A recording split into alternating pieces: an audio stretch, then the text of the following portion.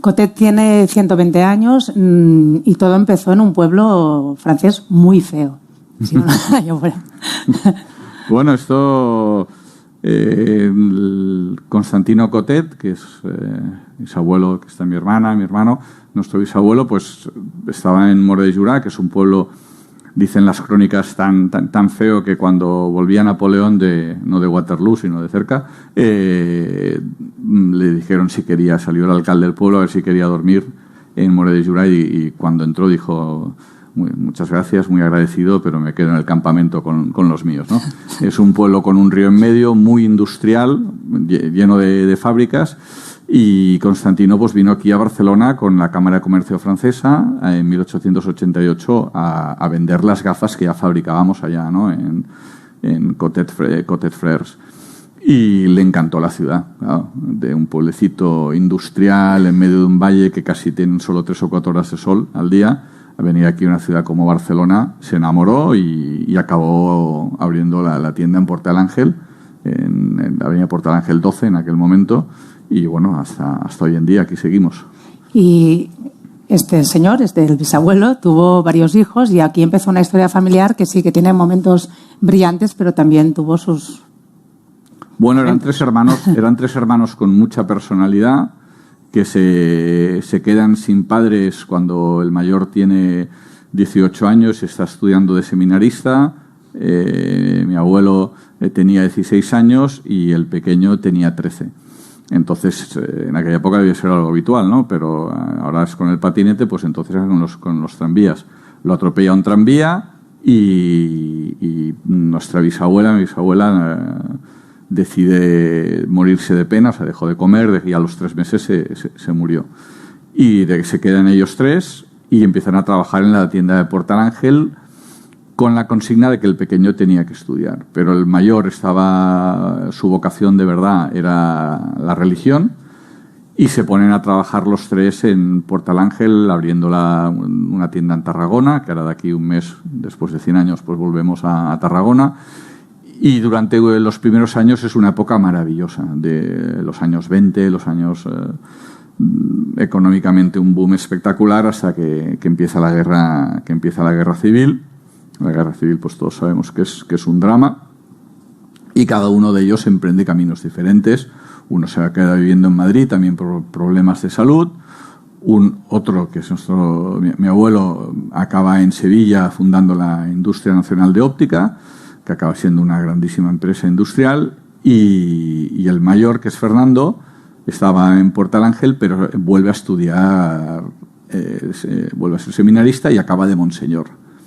Entonces, pues eran tres Y hay un hermanos. momento, nos lo tienes que explicar, el momento de las gafas de monseñor, ¿no? Bueno, nosotros tenemos todavía derecho a usar el escudo papal en toda nuestra comunicación, todavía guardamos la carta del Papa Pío XII, pero bueno, hoy en día no sé si nos... Bueno, pero tenéis las gafas olímpicas, las gafas de monseñor. Sí, o sea luego que... tenemos esta gafa, que es una gafa conmemorativa del Pincené, de la gafa que nosotros utilizamos en el diferentes logos de la empresa, que es una gafa que patentamos nosotros, que está en el Museo de la Óptica de Zeiss, en Alemania. Y bueno, lo que me comentabas de mis abuelos, ¿no? Que fueron 3 personas que tenían una personalidad tan marcada y tan potente que no supieron ponerse de acuerdo, ¿no? Porque yo creo que uno de los temas importantes es aprender de los errores. Y en aquella época, justo después de la guerra, en los años 40-50, decidieron cada uno de ellos continuar su camino por separado. Y bueno, incluso mi abuelo y su hermano estuvieron 25 años sin hablarse. Lo cual, pues con 25 años sin hablarte con... Mucho rato, ¿eh?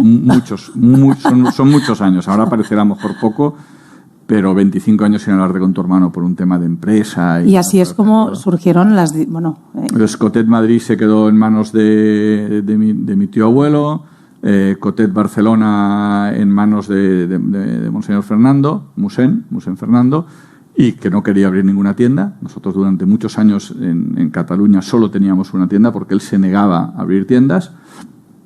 Y luego mi abuelo, que es el que fundó la Indo, una empresa pues que en el año 2000 pues tenía más de 2.000 empleados, con fábricas en Marruecos, en China, exportación a 100 países, una de las primeras empresas familiares en el año 1987 que salió a la bolsa, que fue un exitazo, y siendo dueños los tres todavía de las tres empresas, pero cada uno dirigiendo la suya y sin tener casi apenas relación. Y cada uno haciendo un poquito lo que quería, porque Almosén la lió porque hizo una fundación un poquito... Bueno, esto fue algo que en la empresa familiar es... cuando no te hablas, cuando no hay una relación, el roce hace el cariño, pues estas cosas pasan, ¿no? Y entonces como Monseñor, como Musén, pues en teoría, que sepamos, no tuvo hijos, él decidió con sus acciones hacer una fundación, y entonces hizo la Fundación Cotet Benéfica, que es fantástico y maravilloso. El único problema es que no se lo explicó a sus hermanos. Sus hermanos se lo encontraron una vez ya estaba realizado. Entonces, una parte de los terrenos, una parte de la fábrica, una parte de la empresa comercial, Cotet, de repente se encontraron mi abuelo y su hermano, Rolando y Renato, que tenían de socio una fundación con unos patronos. Los patronos siempre eran directivos de Cotet. Entonces, claro, era una situación incómoda, ¿no? Porque los directivos de Cotet, por una parte, empezaban a ser dueños de la empresa vía la fundación.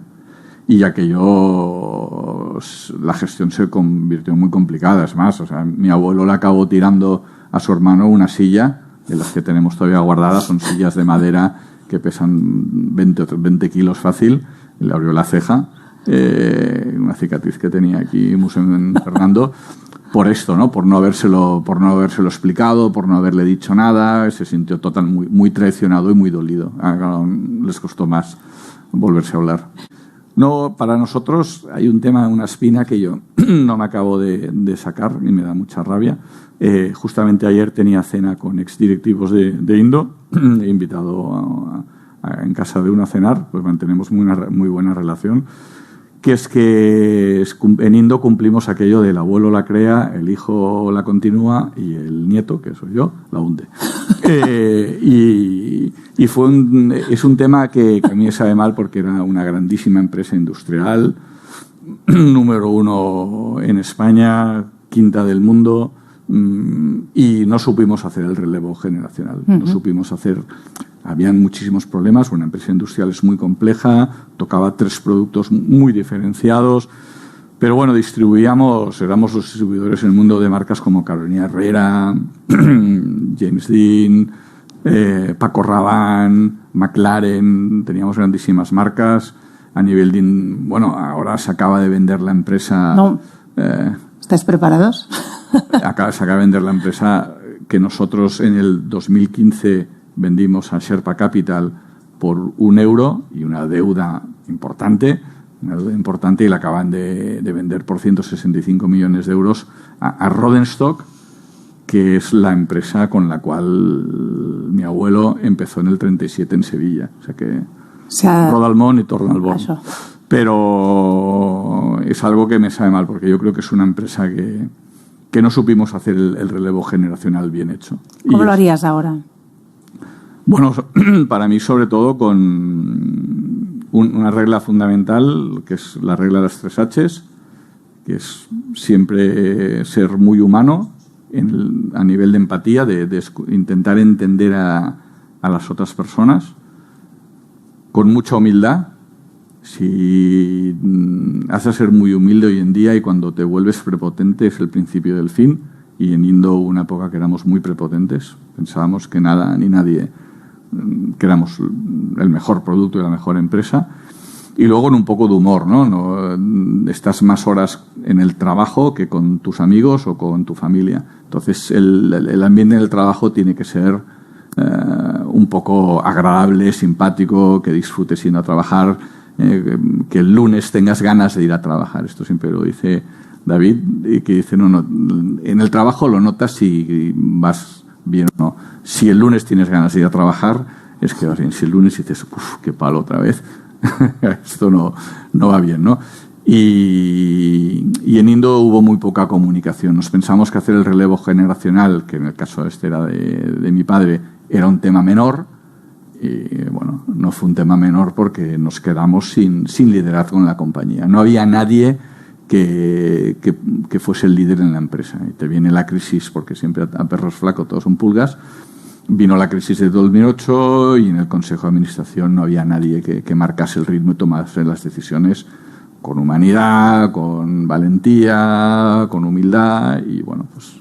Pero esto seguramente la gran complicación fue porque era una empresa familiar, porque en una empresa que no es familiar quizá no habría sido tan complicado. Empresas que no sean familiares, que duren más de 20 años, hay pocas. O sea, hay muy poca empresa que dure muchos años si no es familiar. Muy poca, ¿eh? Menos que empresas familiares. Muchísimo menos. Esto es estadística pura. Porque también tiene propietarios. Y normalmente tiene un director general o un CEO que es muy potente y cuando hay que sustituirlo, pues cuidado si la propiedad no tiene muy claro qué es lo que quiere, ¿no? Entonces yo creo que el relevo del director general en caso de una empresa pues como el grupo Volkswagen, ¿no? O sea, que estamos aquí, o en una empresa familiar es muy importante. Se ha de planificar muy bien. Tú no te puedes encontrar de un día para otro que no tienes líder y que el proceso para elegirlo no está de una forma metodológicamente planificado. Nosotros para cambiar de líder en Barcelona pues tenemos un proceso electoral. Si no, pues cada 4 años saldría la gente a la calle a darse de tortas, ¿no? Uh-huh. Pues esto en las empresas familiares no existe, o en las empresas no hay un proceso, en muchas no hay un proceso definido metodológico para escoger quién sea el siguiente líder. Muchas veces porque el líder que está en ese momento pues se ve para siempre, ¿no? Y no piensa en esto, ¿no? Oye, ¿qué pasará después mío? ¿Qué aconsejas ahora, visto lo que pasó? Porque lo que pasó es que no pudisteis pasar... el poder de las riendas de tu padre a alguien de tus hermanos, ¿no? No. Cuando una empresa es tan grande hay que diferenciar entre la propiedad, ajá, la gestión y la familia. Y en una empresa de este tamaño la familia no puede estar trabajando en el día a día, pero sí tener muy claro lo que quiere la propiedad, lo que es la empresa, lo que es la familia, diferenciarlo. Y no supimos hacer el relevo de buscar un buen director general, buscar un buen presidente, el presidente que se ocupase de la propiedad, el director general que se ocupase de la empresa, y eso no lo supimos. Y las relaciones de las 3 familias propietarias tampoco nadie las había mimado, nadie las había cuidado. Entonces, pues las 3 cosas a la vez pues saltaron. Tú sueles recordar una frase de Pedro Nueno justo para estos casos. Sí, esto yo me acuerdo, pues cuando ya hace muchos años, que aquí tengo compañeros del IES, en el 2000-2001 hice el PDG del IES, me acuerdo que una vez Pedro Nueno, que vino y nos dijo, el problema que vais a tener muchos de vosotros, porque el curso que hice era programa de dirección general, o sea, te preparaban para ser director general, y dice, el problema que vais a tener muchos de vosotros es que os vais a encontrar trabajando en empresas donde vosotros vais a estar excesivamente preparados. Vais a estar demasiado preparados. Muchos de vosotros sois abogados, ingenieros, bla, bla, bla. Además otros tenéis máster, además estáis aquí y os vais a encontrar con propietarios que han heredado una empresa, que no tienen estudios, pues son los dueños. Entonces, cuidado cómo habláis, cuidado cómo os dirigís a ellos, cuidado que les explicáis, porque no os entenderán.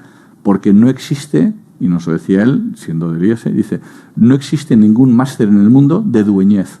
Nadie está explicando a los propietarios lo que significa ser dueño. Entonces, de repente se encuentran que son dueños de una empresa, se encuentran unos directivos a lo mejor brutalmente preparados, pero unos hablan, ruso, no sé, por ejemplo, y los otros, pues, ucraniano, ¿no? Y no se entienden. Entonces, claro, son lenguajes diferentes, ningún lenguaje es equivocado, simplemente no se entiende, ¿no? Entonces, a mí eso, me acuerdo que desde que lo escuché la primera vez, pues, hice un esfuerzo, ¿no? Y a mis primas hermanas, pues me acuerdo que las convocamos a una reunión que tenían el 50% de la empresa y fue todo un shock, ¿no? Porque ellas tienen 10 años más que nosotros y, claro, nadie nunca les había explicado lo que era una cuenta de explotación, lo que era un balance, lo que era, en aquella época se hacía mucho el EOAF, Estado de Origen y Aplicación de Fondos, donde salía el dinero, donde iba, el cash flow, que no es fácil de entender. Y fue un shock, ¿no? Porque tenían el 50% de la empresa y tenían que decidir qué hacíamos con el presente y el futuro de la empresa. Y claro, ellas ya tenían, pues yo tenía en aquel momento 35, 40 años, ellas tenían 50 años. Y eso es importante, ¿no? O sea, cuando tú intentas aprender un idioma con 50, no es tan fácil que si tienes 18 o 19 que lo aprendes fácil. Entonces yo esto sí que creo que es una asignatura pendiente de las empresas familiares, formar a la propiedad. ¿Y nos das 3 pautas de dueñez para llevar una empresa? Muchísimo respeto a la gente que trabaja para ti. O sea, muchísimo.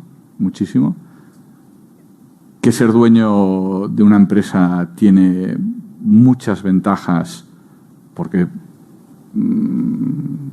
puedes ganarte muy bien la vida, pero a la vez tienes unas obligaciones con la empresa, con la sociedad, con los trabajadores, con los clientes.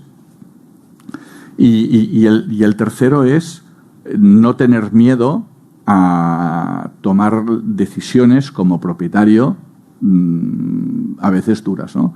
Entonces yo creo que el dueño tiene que saber vender la empresa cuando toca venderla, porque no todos los dueños, no todas las familias van a poder continuar siendo dueños de la empresa durante siempre. Y entonces este concepto a muchas empresas, ahora no, ahora parece que todo el mundo se vende la empresa, ¿no?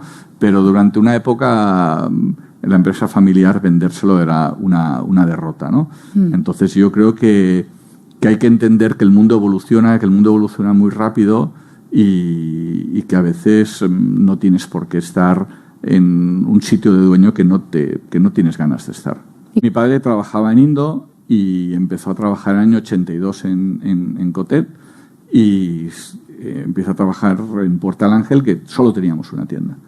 Y entonces, claro, se da cuenta que el mundo evoluciona, ¿no? Que no iba a ser siempre solo la gente de Manresa o de Tarrasa o de Sabadell o de Girona que bajaba a la gran ciudad a comprar, sino que ellos, pueblos, ciudades, empezaban a evolucionar en los años 60, 70 y pasaban a tener su propio comercio, y lo que decide él es empezar a abrimos la primera tienda en Montaner, luego se abre Pérez Cabrero en Ganduxer, luego se abre la tienda de Sabadell, que está ya, me acuerdo perfectamente, luego Tarrasa, Manresa, Girona, bueno, y vamos abriendo tiendas alrededor de toda la geografía de donde sabíamos que teníamos los clientes, y la empresa tiene que evolucionar con los tiempos y tiene que cambiar. También habéis cambiado mucho la forma en que trabajáis dentro de la empresa, o sea, explícame un poquito cómo trabajáis ahora en la empresa, cómo está la familia, cómo está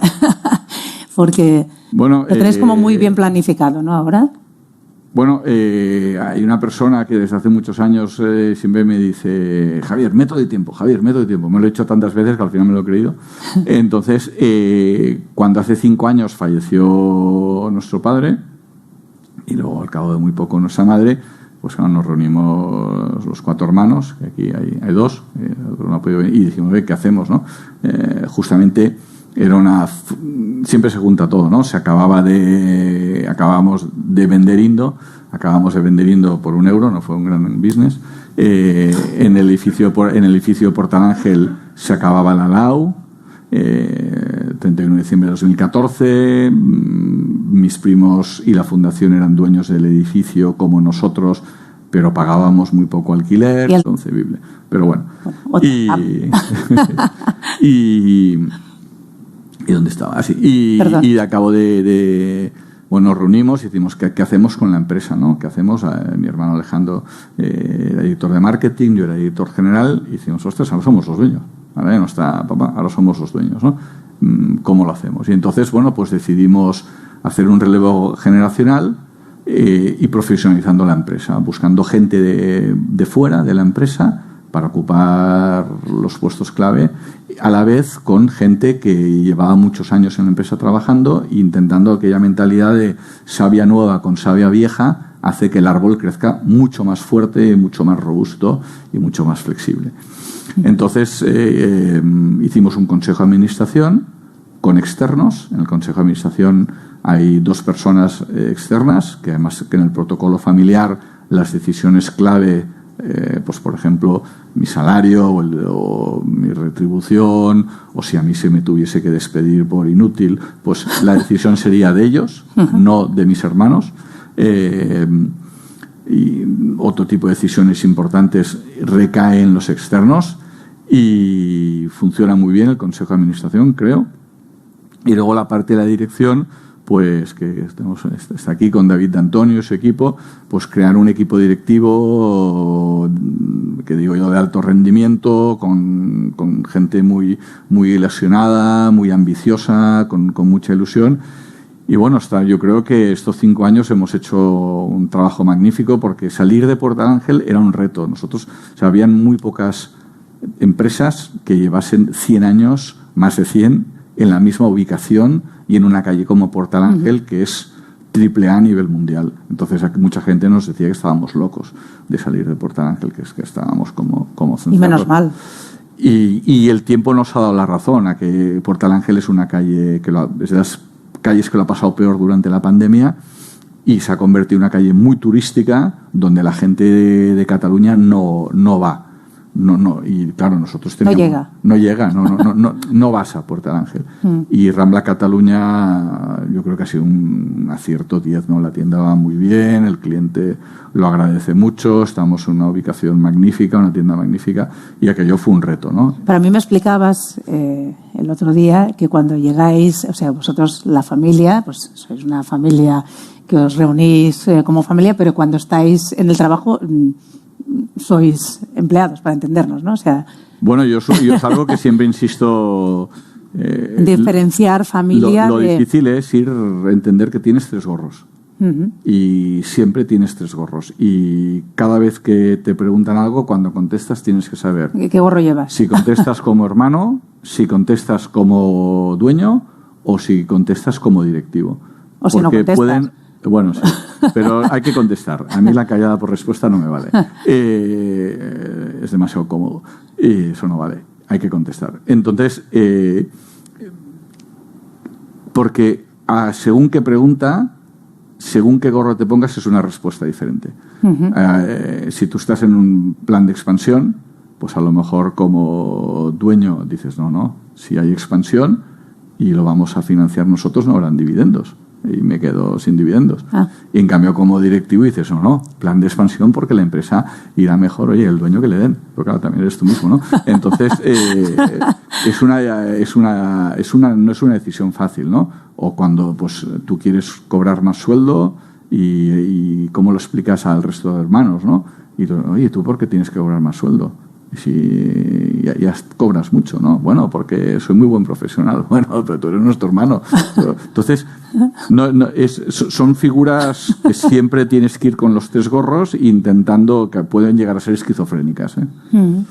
¿Cómo ves Cotet en los próximos, qué ponemos, 50 años? Nos damos un poquito más. Bueno, ¿qué venderemos? Gafas que vuelan, ¿no? A ver, ¿dónde acabará yendo? ¿Dónde irá la empresa y dónde irá el sector? ¿Cómo lo ves dentro de...? El sector... Es que tú antes has hablado, y yo tenía la pregunta de 50 años, pero me has dicho que en 4 años ya tendremos aquello que marea, ¿no? ¿No? Bueno, nosotros en nuestro sector tenemos una suerte, entre comillas, que es que toda la nueva tecnología, y ahora la OMS ha declarado la miopía como una pandemia.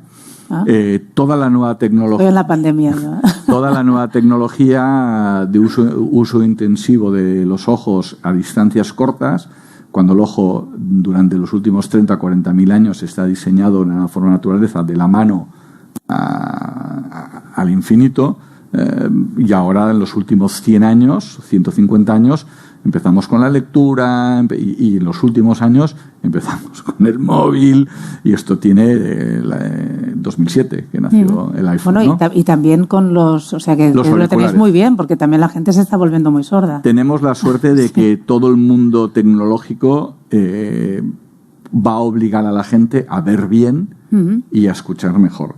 Y nosotros vendemos estos productos para adaptar toda esta nueva tecnología a nuestro cuerpo. Ya sea entonces, en principio, el sector, lo que es el sector, tiene mucho futuro. El sector. Que nosotros lo tengamos o no ya dependerá de nosotros, ¿no? Y nosotros, yo creo que hoy en día las empresas en el mundo global tienen dos opciones de dirigirse al mercado. La primera, por rotación, o sea, ser el más barato. Ser el más barato. Y que la gente te compre porque eres el más barato. El mejor producto, el mejor precio y punto. Y ese es el discurso, el más barato. Y luego la otra opción es enamorar a tus clientes, pues por la pasión por lo que haces, por la ilusión de que el cliente vuelva. Yo siempre lo comento, ¿no? Lo más importante no es la primera venta, es la segunda. Cuando el cliente te vuelve una segunda vez por lo bien que lo has hecho la primera. Entonces nosotros estamos en ese ámbito, en enamorar a los clientes constantemente de lo que hacemos. ¿Cómo va la siguiente generación? Bueno, la siguiente generación, que el mayor de los primos tiene 19 años, que es justamente mi hijo,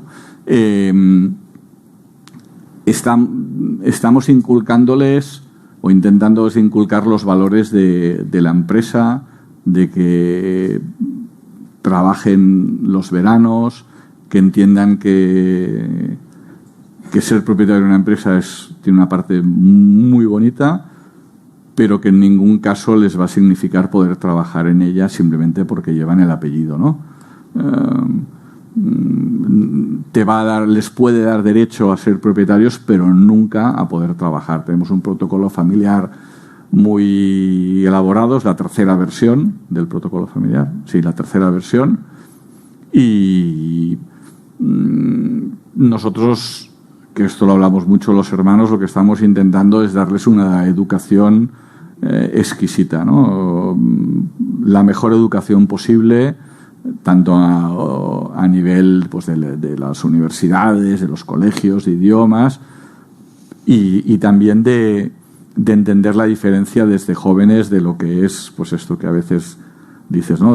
Oye, ser propietario, pues tienes que estar muy contento, es una oportunidad, pero también tiene unas obligaciones, ¿no? Entonces, pues cuando ahora hemos hecho el 120 aniversario, en la cena, pues vinieron todos desde el pequeño que tiene 7 años hasta el mayor que tiene 19, y vinieron todos pues para que empiecen a ver lo que es la empresa familiar y entender y escuchar, y ahora empezaremos a hacer reuniones con ellos, con los que tienen más de 18 años, a empezarles a explicar cosas.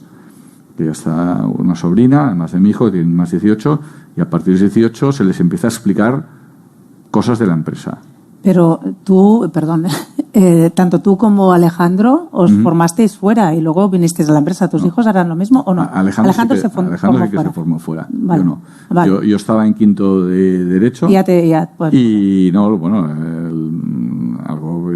vivir de la semanada es un poco cutre. Y entonces, oye, papá, ¿puedo trabajar en algo? Y me dicen, pues en almacén, si quieres. Entonces, Derecho era por la tarde, en la central. Estudiabas a partir de las 4, muy peligroso, toda la mañana sin hacer nada. Y entonces empecé a trabajar en almacén. No porque me hiciese ilusión trabajar en la empresa familiar, no era la intención, sino para ganarme un dinerillo para mis cosas. ¿Y cómo lo haréis con la nueva generación? ¿Empezarán fuera o como quieran? Pueden hacer prácticas en la empresa familiar, nada más faltaría que no puedan hacer prácticas en la empresa familiar, pero solo prácticas. Tienen que tener estudios adecuados para el puesto que se necesita, tienen que tener como mínimo 5 años de experiencia trabajando fuera. Y además nunca se creará... Estos son los protocolos que hay nuevos. Sí, vale. Nunca se creará un puesto ad hoc para ellos. Vale. Sino que si en un momento dado se necesita un director técnico, o un director de marketing, un director de compras, y se hace un proceso, ellos podrán entrar en el proceso. Y son los asesores externos a la familia los que decidirán si el familiar puede entrar o no. Con 18 empiezan este año la universidad. Sí. ¿Y hay alguno que quiera ser óptico? Por ahora no. ¿Que estudiaran? Ahora, el mayor está haciendo ingeniero y la segunda alta dirección empresarial. Hoy en día Cotete es una pyme, somos una empresa pequeña en un sector donde quien manda es la industria. El sector de la óptica manda la industria, no el retail. La industria desde hace muchos años decidió verticalizarse, comprar toda la cadena de valor. Con lo cual, el reto más importante es potenciar la marca Cotet con producto propio. Creo que lo estamos haciendo relativamente o bastante bien. Tenemos que ser independientes y tener nuestra propia marca para no depender de otros. No podemos continuar vendiendo Pradas o Mosquinos que dependen de otro, sino nuestra marca, potenciarla a tope y luego expansionarnos de una forma inteligente. O sea, las empresas tienen que crecer, es obligado crecer. Si no creces, decreces, no existe el término medio, o creces o decreces a nivel de empresa. Y si decreces es que te estás muriendo. Entonces, hay que encontrar el término medio de crecimiento, la fórmula de crecimiento que puedas realizarla con fondos propios de una forma razonable, sin demasiada deuda, con la deuda correcta. Bueno, crecer de una forma sana, pero crecer seguro, por el resto del territorio nacional.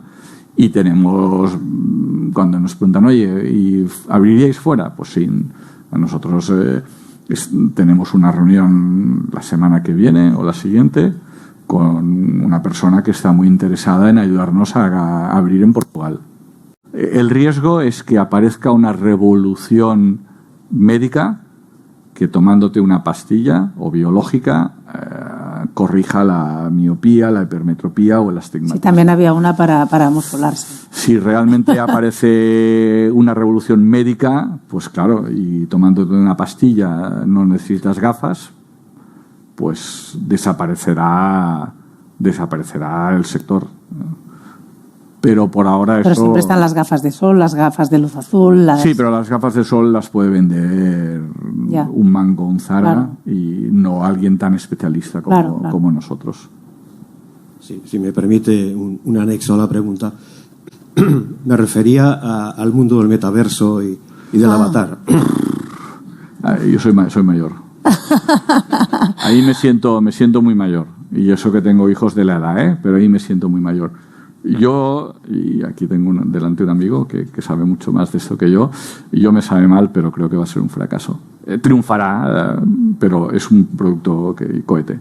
Va a funcionar así y yo no creo que sea el futuro de la humanidad. No lo creo. Triunfará seguro, porque todos los fondos de inversión no saben qué hacer con el dinero que ganan y están invirtiendo en barbaridades como esta. Pero yo creo que va a ser un producto que de aquí 10 años será un éxito y de aquí 50 no existirá.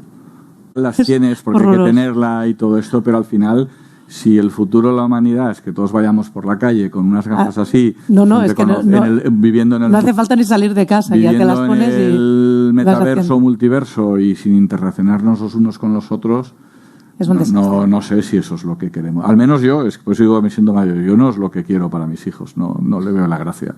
Para mis hijos no le veo la gracia. ¿Y ellos le ven la gracia? Me parece que sí, están todo el día conectados. Vaya. Pues por eso digo que yo en esto soy mayor. A mí no me gusta. No lo veo positivo.